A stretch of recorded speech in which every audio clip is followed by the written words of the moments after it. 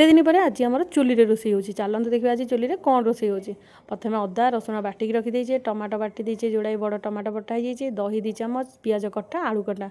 जेहेतु चुली रोषे हे सब जिन काटिकुटी बाटी बुटी पाखे रखीदे रोषेटा बहुत सहज हम आउ ए आमर कौन कले कड़े गरम कर देचे तेल पकईदे आउ जो कटा आलू रखीचे ताकू पकईकी भलसे आलू गुड़ाक भाजीदे आलू गुड़ा टे नाली होकर भाजीगला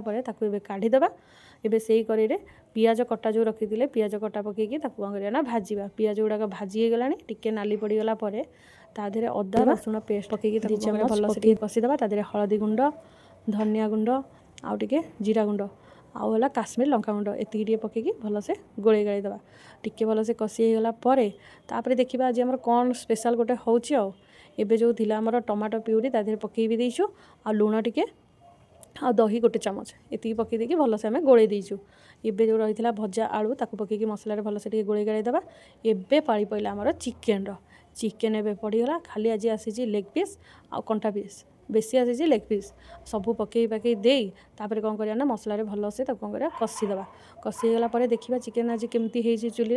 बहुत दिन पर तो रोषे हो चुली देखा